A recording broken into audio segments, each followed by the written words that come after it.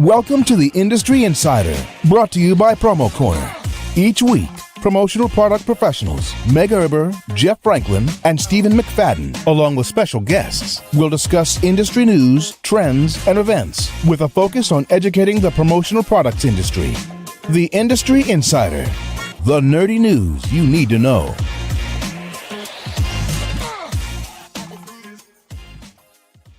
Yes, welcome to yet another episode of the Industry Insider, your promotional products podcast where you can get all the nerdy news you need to know about. My name is Jeff Franklin, National Accounts Manager with Headwear USA. I'm joined today by three other lovely folks, but of course, before we get to them, we got to tell you about our fine sponsors today, good friends over at TechWeld. Look, when you're thinking about promotional items, stellar customer service, made in the USA products, and business solutions, you got to think TechWeld. They're an award-winning promotional product supplier, having received the Distributor Choice Award in the sunglass category and the SAGNY Supplier of the Year Award. You got to check them out at techweld.com and find the customer service that you deserve and the promotional products you need. Think TechWeld. Hand sanitizers. Due to coronavirus variants, it's something that's still trending worldwide. The CDC recommends sanitizing and washing your hands to help prevent the spread of the disease. They've got many sanitizer SKUs that can help combat the spread of the virus. And look, we're into that season now. It's cold season, flu season, all that good stuff. So whether it's coronavirus or whatever, it's always good to have some hand sanitizer. They got a lot of FDA compliant products as well. In a time of uncertainty, knowledge that a product is FDA compliant is key in allowing a customer to feel at ease when placing an order. So remember to think TechWeld for your promotional product needs. They're the leading supplier of promotional products with a huge inventory of made in the USA items available to help distributors grow their bottom line today. Visit techweld.com. That's TEKWELD.com. And check out their drinkware, sanitizer, kit options, and much, much more. I always say hey to Stephen McFadden. How are you doing today, sir? I'm doing well. We are, week away-ish from our move, so life's a little crazy. So, yeah, but I'm here. Yep, coming up on Thanksgiving. You're a week away from the move. We got all sorts of stuff on the horizon, man. That is correct. Been busy, but it's all good stuff. Very good. Meg Erber, how are you doing today? I'm doing fantastic. My little one turned 7 this week, and it's just, hitting me. I'm not too far behind you with the little ones, man. It's crazy. My last one, so it's like, stop. So she cuddled with me this morning, though, so that was really nice. Oh, so that doesn't stop after at least 7? We'll see. All right, fair enough. Well, I want to wish a very special happy birthday to my wife, my better half. So happy birthday to you, baby. And look, we're joined today by a very special guest, Nadav Raviv. Very excited to have you on. You've been on the list for a very long time to get you in here and, to just talk everything about Nadav. So look, it is customary for us to give our special guest a good 3 to 4 minutes to introduce yourself and maybe how you got started in the promotional products industry. So Nadav, take it away, man. I'm glad that you got in touch with my agent, to get me on the show. And I'm a fan favorite of TechWeld, so shout out to them. They do a fantastic job. One of my favorite products from them is their screen cleaners. They do a great job with those, real nice and thick. So those are some of my favorites, and they are a great supplier partner. So shout out to them. Started in the industry. So I was bartending, and this is about 6-7 years ago. My mom knew that I wanted a real career, finally. And a family friend's company here in Birmingham was doing ad specialties, promotional products. And when she told me, I kind of snubbed her and said, I don't want to sell pins and koozies and cups. That sounds stupid. So I reluctantly took the meeting. And in fact, they weren't hiring at the time. But my mentor and new boss again, Jeff Grapanda, who is an industry rock star as well. He interviewed me and told me what it really meant to sell promotional products and to be into the marketing ad agency space. And I listened to him, and I was at the door, ready to walk out. And I turned back to them and I said, I lived about 5 blocks away from the office. I said, I've got 30 names written down that I can at least get a meeting, if nothing else. They said, go get that list. So I went and got it. And, I said, you can have the list. You can see the list, but you can't have it. They were also a very retail packaging heavy company. That's actually, they were probably 75-25. And by the time I left, we were probably about 40-60 on the promo side, really because packaging world started to constrict. But I mean, a bag with a logo on it is a promo product. We call it like a walking billboard, So I really, being from the service industry, I really started to push myself towards the restaurant industry, the service industry, to go bags, cups, sunglasses, stuff like that. So I found a couple of, great accounts, and literally for 3 weeks after they hired me, I sat on LinkedIn and just click, click, click, click. Anybody with HR, anybody with marketing, anybody with procurement, anybody with administrative assistant. And then obviously, trying to go after clients that I felt were centric to my world. Like I said, the service industry at the time. Still bartending for about 6 months. And I actually had the same conversation earlier this morning with a young lady who we're looking to hire as a account manager for me. I was bartending up until the point where I said, I'm losing money by being here bartending. And I was making a ton of money bartending. It was good and it was fun. But you kind of get to that point where you're like, this is where my life is heading. And, I guess really Jeff kind of instilled this love and passion for this industry. I kind of just got it.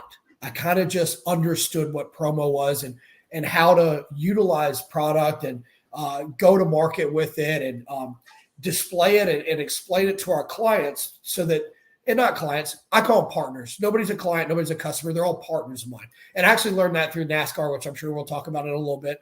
But becoming a true partner for them and really finding that product that really speaks to their campaign and seeing that aha moment from them. I mean, there's really nothing better when they're like, oh, that's so cool. What a great idea. This is how we're going to utilize this. And this is how it's going to go. And really just helping them formulate that marketing calendar and that go-to-market strategy, being a true partner, not just being a trunk slammer and saying, here's a koozie, here's a pen, here's a cup. What do you want to buy? I mean, yeah, I do have clients like that where, I'll kick my feet up on their couch and say, what do you want? What do you want? What do you want from me? But, most of the time it's when they ask me, hey, can I get a link to your ESB site or to your search engine? No, you can't, because here's the reasons. Not third-party testing, not quality control, not somebody in my wheelhouse. Could be 5,000 quantity. You didn't see that. But who's your demographic? Who are you trying to target? What's your price point? What's your quantity? Really asking those questions to get a custom tailor-made presentation through commonsku is who I use. They're fantastic. They are. And yeah, they're fantastic. And really just letting my client pick from a good, better, best, as opposed to a million different options. So really just, kind of got started in it. I followed my boss like a little puppy dog to a company out of Chattanooga. Unfortunately, they weren't set up to handle the type of business and the speed that I bring. Jumped over to another company, was with them for a couple months. The pandemic hit. So unfortunately, we had to dissolve that relationship. And I just kind of decided to start my own thing, which was actually was acquired about 6 months ago. But it's kind of an interesting story. One of the only industries you were allowed to do during the pandemic was construction. And I used to own a construction company. So you're on those calls about PPE and you're sitting there with the attorneys and the buyers and you're just on mute for 3 hours. So I'm like, I can do this and go do construction and get outside and work out and be in the sun and hang out with my friends and yada, yada, yada. And one day I remember I was digging footers for a deck and I got a call from a client I'd been trying to get for 4 years. And she said, hey, our guy passed away. Do you want to do promo? And I didn't have an ASI number. I didn't have any platforms. I didn't know. I had no bank account. I had no company set up. And I said, okay, I'm going to figure this out. I want to take your business. Take that to that Monday. And I got a call from a local radio station. I've been trying to get their radio station, a group company that has about 5 different stations underneath them. Hey, Nadav, I know you've been trying. Here's your opportunity. Okay, God, I'm listening. You don't have to tell me anymore. I'm going to start my own company, and it went really well. Fortunately, I scaled so quick that I had to be acquired. I needed warehousing, I needed kitting, I needed fulfillment, I needed back-end support, Lord knows I needed accounting. So, I really just I had to make the tough decision to sell my baby. Obviously there's pain points in the new transition, but those are being ironed out as they come along, and I couldn't be happier right now. Yeah, I mean, some of the clients that you're working with and things like that certainly would lend itself to growing fast and having to scale quickly. So I completely understand that for sure. So look, we could do a whole episode just on that introduction right there. There's so many follow-up questions that I have. know.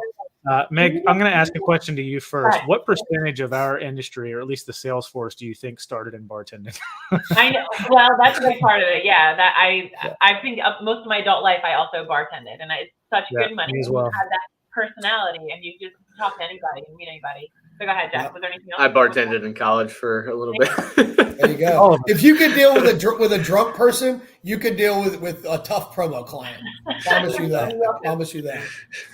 There you go. So I don't know if you guys picked up on this, but he's not the first person to be hired by Jeff to get their start in this industry. I don't remember who else it was, but it was somebody on this podcast, and I'm like, wait a second, yeah, no, Jeff, very long time, good guy, and fantastic. It's great that he was the one that inspired you to come into this industry. Mm-hmm. So let's jump into the NASCAR. I really am so interested. So when I was reaching out looking for some topics, and your name had come across my screen just a couple times, and I could not nail down a topic, but I wanted to have you on so bad because everybody loves you. But where the hell did you come from? You just popped up and you're everyone's best friend.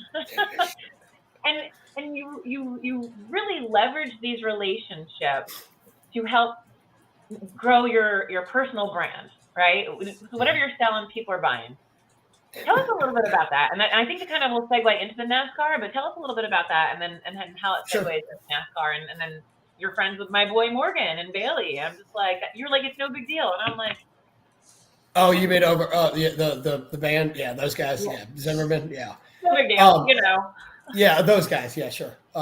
So as you can tell, I'm pretty shy. So that it really was hard for me to get a start in any industry. But I guess with the NASCAR stuff, I live about 45 minutes away from Talladega Superspeedway, which is one of the premier tracks in motorsports racing across the world. It is the fastest track. You can go wide open because the track is in 33-degree banking, so you really don't even turn. And I've been in one of the cars. You just ride around and go straight. Yeah. And it takes you around. So one of the cool things about NASCAR is it's a rolling country club. So every single place you go, you get to meet new people. You get new opportunities. And that's why a sponsor doesn't do one race. That's why they, unless it's centric to them and they're a smaller company, obviously, like a HVAC company wouldn't do Phoenix if they were here in Birmingham, Alabama, but they might spend $50,000 or $100,000 to put their logo on a car here locally for Talladega. And in which case, we formulate a go-to-market strategy based around, what they want to accomplish is that employee appreciation by taking the drivers their employees to the racetrack, or bringing a driver to their facility to do a meet and greet, or is that we're introducing them to Home Depot or Lowe's or Rheem, RHEM, some other companies where they can buy product at a discounted price because now they're in the country club, now they're friends, and that's the partnership. So really, when I say that I want to be a true partner, it really was born from the NASCAR model. A lot of people think it's a logo on a car that's going round and round and round a track. That's the last thing. Nobody cares about that. People do, but they don't, right? I mean, everybody likes to see their name in lights, but what it is those relationships that you're building on pit road. For instance, we had a food manufacturer who would package food and beverage. So first time at the track, he's an Arab dude, never been to a NASCAR race, never been in a NASCAR environment, which, there's money here, there's rednecks here, and then there's money all the way up here in the suites. But those rednecks right in the middle, I mean, they're very prevalent. You know, they're out there, and you get to bring your own beer and to a NASCAR race. You don't have to buy it there, so you better believe that they're bringing cases and cases and cases of Natty Light. There you go. Did I not know that? I feel like I didn't know that. Yeah, so it's the only sport. It's been a long time, but yeah, I've been to Martinsville. And I think I've one or two other places, but yeah, I've been to Charlotte. Yeah, okay. I went to the one in Virginia, and it's like a trade show outside of the actual racing. And if you don't realize that, it's like freak show. Whoa! Look at all this free skull I'm getting. So we're walking past a car, and there was an energy drink, and we kind of looked at the guy. Mahmoud is his name, and I said, Mahmoud, do you want an introduction? Absolutely. Right then and there, they made a deal to come see the factory and start possibly producing or packaging. Excuse me, the tech weld. We need some hand sanitizer. Going and packaging and having that conversation. Literally looked at us and said, "How much do I need to spend?" That's it, right there. And that's just the tip of the iceberg. I mean, then we could go into the, obviously the nuts and bolts of everything, but it's kind of a two-way street, and that's kind of how I like to look at it. Excuse me. And so, being in marketing, I can suggest to my clients, like I have a forklift manufacturer I'm actually talking to right now. It was a Toyota. Our car next year is a Toyota. Would you like for us to put you on a car? We have a client who has artificial turf. Artificial turf is heavy. What do they need? They need forklifts. So you can be on their menu, their a la carte for all your new dealer network. If you need a forklift, you're going to be calling this Toyota manufacturer. Then we go to Toyota and say, hey, Toyota, do you want to spend money with them as well? Sorry, I've been a little under the weather. Okay, I'm the same. But, you take that, and then now my client is going to the racetrack. So what do they need? They need bags and hats and shirts. So I'm selling them all that. Excuse me. Then going back to the logos on the cars, if I see somebody that I want to work with, I can walk up to the driver and say, who is the person who's in charge of that relationship?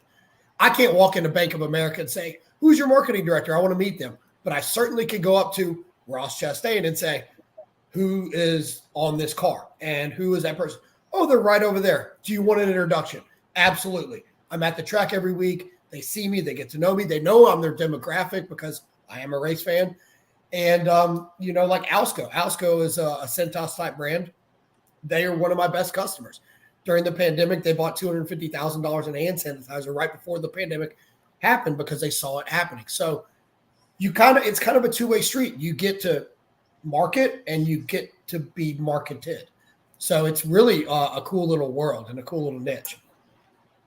That's I really awesome. like that. There's always a different way of looking at things. That's a really great perspective. So have you used that? So is the majority of your clientele then in the NASCAR, either indirectly or directly, or do you branch out to other niches? No, I absolutely branch out. I mean, I really, and it's funny because I don't prospect much, and not near as much as I should, but I utilize social media a lot to do that prospecting for me. I put up posts of what my clients have ordered in the past or are going to be ordering, obviously with their permission. But it really lends itself. And I do that on LinkedIn. I do that on Insta, and I do that on Facebook. And those are kind of my target markets. And people see those and they say, oh, well, that's pretty cool. That's a pretty cool tumbler. I want some of those. In fact, I get in trouble for these all the time because the local reps who don't work for Tito's but work for the distributorship can't get these. And they're like, Nadav, Jeff from the, Innisfree Irish Pub saw that and said he wants some and I can't get them. So I'm like, well, sorry, but not sorry. I'm going to continue showing my stuff. Love it. So Meg, sort of what you were, I think I'm sort of following up on your question is that, like, how have you sort of taken that NASCAR model that you're doing and brought it into other industries or segments of your business since you have branched out? Yeah. So being a true partner, I don't stop at the sale, right? So let's take Forever Lawn, the turf company. They were a sponsor of my driver, Jeffrey Earnhardt, who was the fourth generation Earnhardt. So I'm sure you know the name. If you know nothing else about NASCAR, you know who Dale Earnhardt Sr. was. Yeah. The black number 3, the whole 9 yards. That's pretty much when I stopped watching NASCAR, was when Dale died. There you go. 01. So now they're actually a client of mine. We're building out an e-commerce site for them. But like I said, it doesn't stop there. They're about to have a new dealer open up here in the Birmingham market. So guess what I'm going to do? I'm going to introduce them to the mayor. I'm going to introduce them to the Jefferson County Board of Education. I'm going to introduce them to all the coaches I know who have any impact on sports fields or anything like that. I'm going to introduce them to the local mayor here where I live in Gardendale.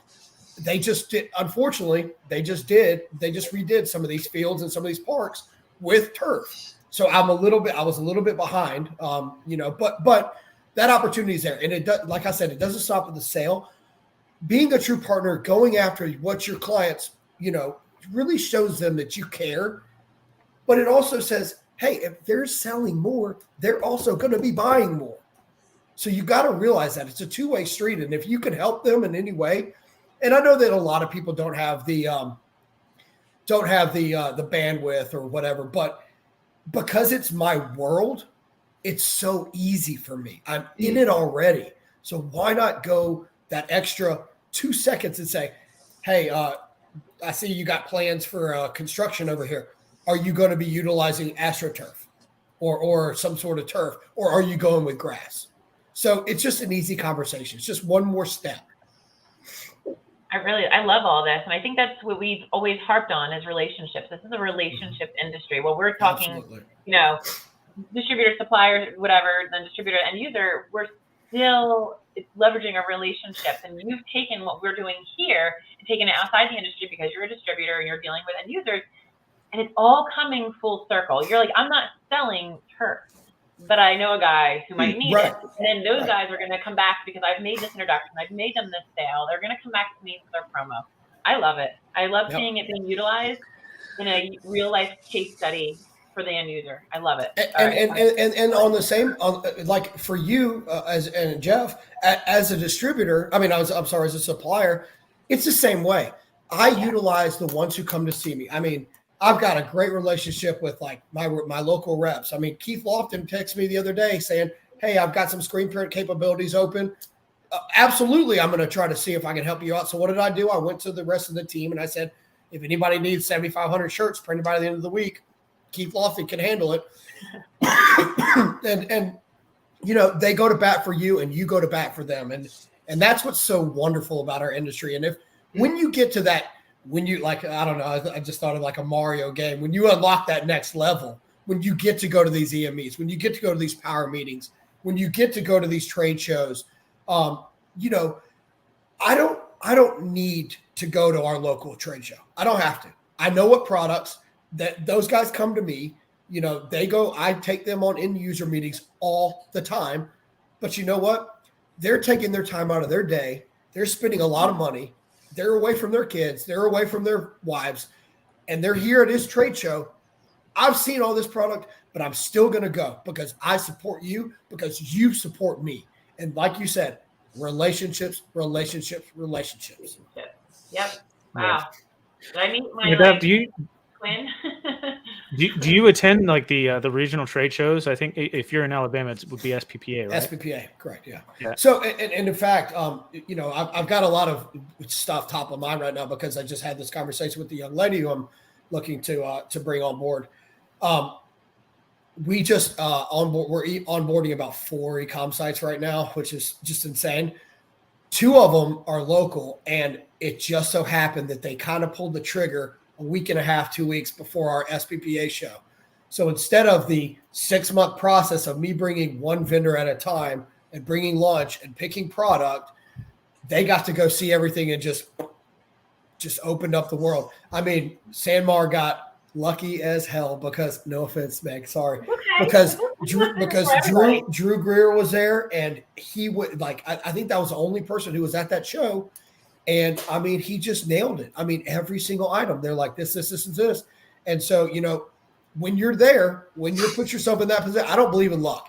I believe that you work hard enough to put yourself in positions where doors open. And if you choose to walk through those doors, then there you go. So right place, right time. It happens like that all the time. I used to say, oh, it's just perfect timing, blah, blah, blah. No, because you put yourself in that position. Now you're top of mind and you're putting yourself in. So, I just literally, I'm still uploading virtuals because we're putting a whole slew of items on their new e-com site. So you had mentioned, I think, doing construction when the pandemic hit or something along those lines. So maybe that's because I'm sitting here trying to piece it together and figure out why I haven't met you before, because I've done the SPPA show. But I think the one time that I did it, because I just took on the Southeast Territory for Headwear in the beginning of 2020. So I did the SPPA winter show that year. So that's probably why I've never met you. Was that down at the beach? No, it was in Birmingham. Okay. Yeah. I know there's one down at the beach. So. Yeah. So, but yeah, man, I'll have to definitely meet up with you at some point. But there you go. So what's one sort of nugget that you would give to folks that are looking to potentially leverage some partnerships? I mean, where does somebody start that's not really doing it? Well, honestly, I would start with our vendors. I mean, that's the most important. When you have a solid relationship with them, you can really have another round of ammunition in your arsenal. I can call Meg and say, Meg, I need a sample and I need it overnight. She could probably get something done because I have that relationship with her. Could you do a pre-production sample? Now, we don't normally do that. We usually charge $100, whatever. But now I can go to those big boys like the Regions Banks and the Banks of America and say, hey, I may be one person on my common SKU with Amplify Marketing, but I can get a lot of stuff done, I could get things done that a lot of other people can't do. So utilize me for your quick turn, for your super custom.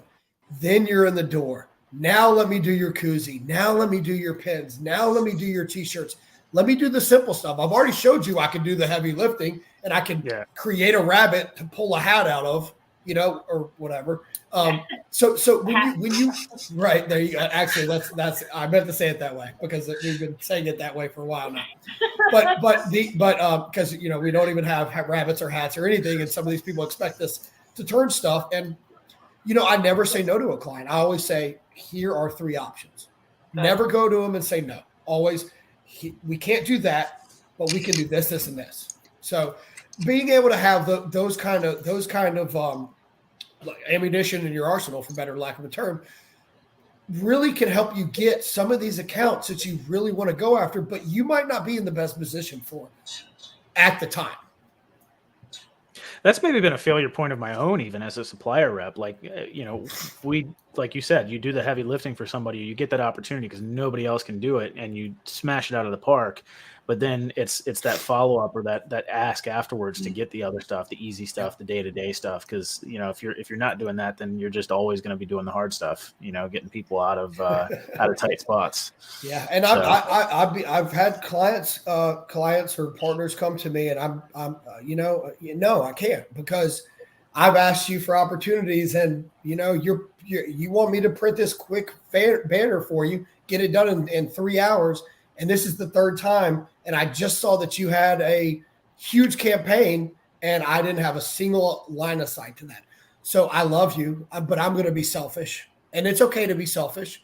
I've learned that through actually my Tito's point of contact. He and I are very similar here when he was in Birmingham, where we're on a lot of nonprofit boards, and people, once you give one donation, they come back and ask you for more and more and more. Selfishly, they're asking you. So you need to be selfish back and say, no, you can't. I don't have the bandwidth. I don't have the finances. There's no ROI here for me. Be honest with them and just tell them, I've told clients, people before, when they come to me asking, I work with people who work with me. If you want me to go to bat for you and get this done and donate money to this golf tournament, I want all your spend at that golf tournament. Love it. Is that cool? Is that fair? I mean, yeah, scratch my back, I scratch yours. There you go. Stephen, Meg, what other questions do you guys have?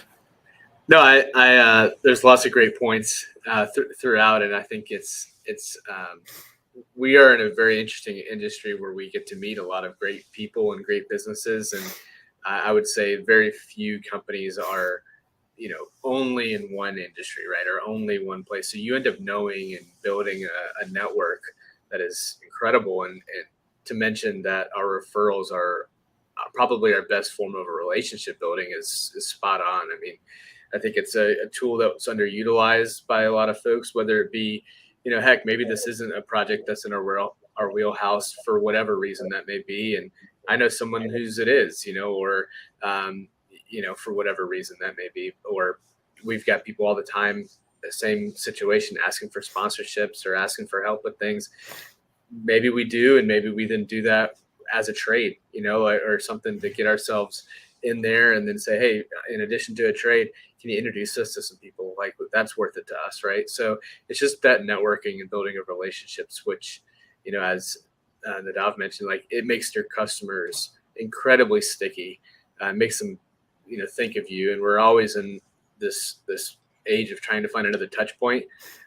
How awesome would it be if your touch point was to help them? It's like, you can't beat that. It's like they'll remember that forever. So it's great. Yeah. All right. So Nadav, my question to you, since it's so recent and so relevant, who is doing all of the market? Because this needs to be an entire campaign behind Ross Chastain and the wall ride that he just did. I think it was Martinsville, right? Hashtag wall rider. Who's doing the campaign behind that? Because I'm telling you, there's billions to be made with that thing, man. Yeah, I'm gonna have to get in touch with them. I'll be honest. Whoever does, he's the watermelon guy. So when he wins a race, he smashes a watermelon on the ground.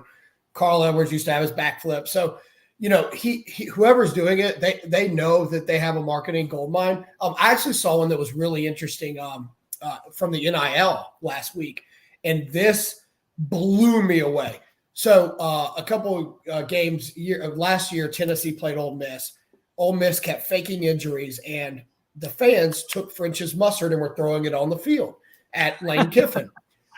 So this year, Hendon Hooker, who's the starting quarterback for Tennessee, signed an NIL deal with French's mustard, and they made him custom shoes.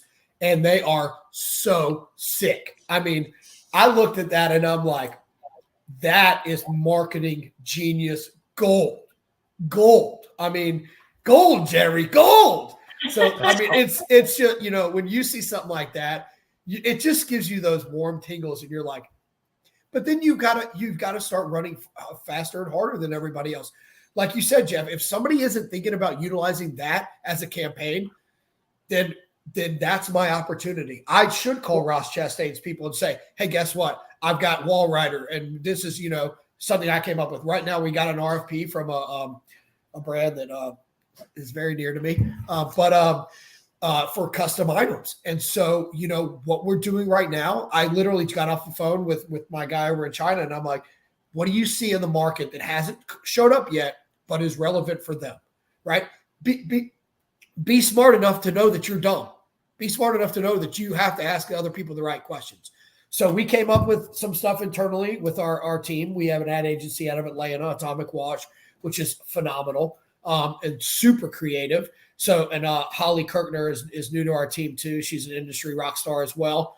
More a little bit behind the scenes than front facing, but she came up with some solid items. I came up with some solid items. You really just got to do your research, and research means having that relationship with the client. I have all their Instagram pages, all the sales reps that I sell to. As soon as I see Tito's sends me a new sales rep to do a project for, I follow them on Instagram. I want to know what they're doing, when they're doing it, why they're doing it. Oh, there's my product. How's that being utilized? Well, that's cool. For instance, Tito's does a fantastic project called Block to Block, where they go city by city and fix urban gardens. So what do they need when they do that? They need a tumbler for water. They need some gardening gloves, and they need a gardening trowel, a shovel. So I showed them that, and they loved the gloves. They loved the shovel. So guess what? I get an email. This is part of our big buy now. Can you put pricing together in case we order 500,000? And so you really have to. do your research and go that extra mile, go that extra step. And I mean, how much can you get done in a 3-minute period during a commercial break, during the, a football game? Just go on there and just scroll for a few minutes and see what they're doing. Excuse me. And take a screenshot of it and make a note of it for Monday morning. This is what I need to research. This is what I need to do. So that's kind of how to do it. And I mean, honestly, I utilize Instagram for NASCAR sponsorships as well. When I sell a sponsorship for my driver, for Jeffrey, I go in and I see a brand that would align with him, has 10,000 plus followers, but it's something that we could really help. For instance, like a sauce company. We have one that we're talking to right now. They're in Walmarts and stuff like that. But you know what? They're also not into all these smaller grocery stores. And we've got access to those associated grocers. So we can go in with them and show them, hey, if you don't have this product. For the Walmarts of the world, we can run activations. We can have contests. If you sell, whoever sells the most pallets, Jeffrey Earnhardt's going to come and he's going to sign autographs for 3 hours, which is going to bring business into the Walmart. And your employees are going to get a pat on the back and get to meet Jeffrey, get to sit in the show car, get to hear a show car start up and, be like at a race, but they're not, or maybe even go to a race, so you can really help them maximize their ROI on anything that they do just by running contests and doing activations. And then we could do cooking expos. I mean, I don't know if you see behind me, but right here, I've got some knives. I got some awesome knives from our sponsors over at Dow Strong. They sent me 4 of those knives. I had a Friendsgiving with like 60 people over this weekend. One of them is the head chef for Cisco, Alabama, Nadav. This knife, if you get this, and I go in front, I do a cooking or a tasting table where she has new restaurants or restaurants who are revamping their menus. I'm going to use those knives. Well, guess what? If they see those knives, man, those are some awesome looking knives. Where can I get some? So you really got to know the brand, be the brand, live the brand, eat the brand, sleep the brand, cut with the brand. I mean, you really just, I mean, my hashtag's promo never sleeps. I mean, I am immersed in this world. Love it. I can tell you right now, Chastain, for a sponsorship opportunity, needs to reach out to Nintendo. Yeah. They asked him in the interview afterwards, like, how did you come up with that? He's like, yeah, I used to play a lot of NASCAR 2005 on the Nintendo GameCube. Man, and that's exactly how he did it. I mean, it's just the wherewithal for him to think that, if I just press go, it just full send. We call it full send. It's insane. So, well, Nadav, it's been a pleasure having you on the show.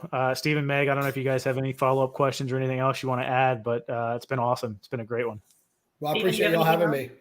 Yeah, it's been great. Yeah, thank you so much. You've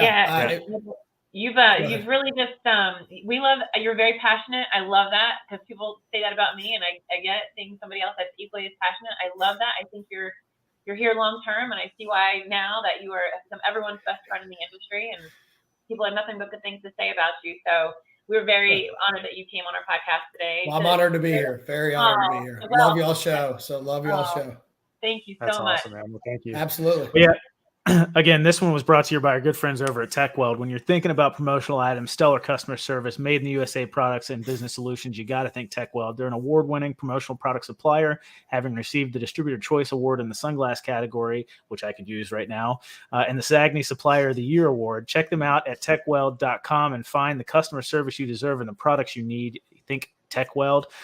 Look, like I said, I mentioned sunglasses. So they were the winner of that Distributor Choice Award in that category. TechWeld won in 2021.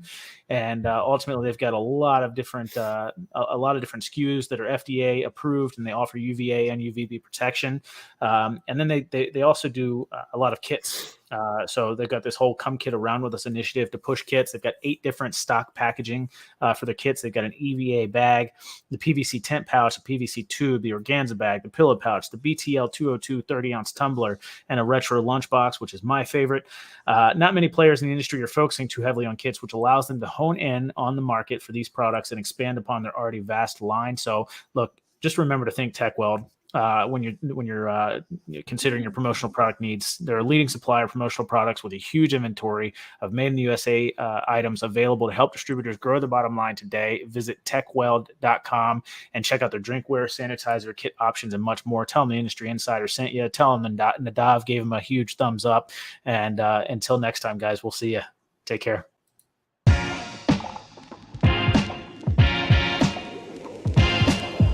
Thank you for listening to this week's episode of Promo Corner's Industry Insider. For more great content from industry thought leaders, including podcasts, blogs, and videos, visit promocorner.com.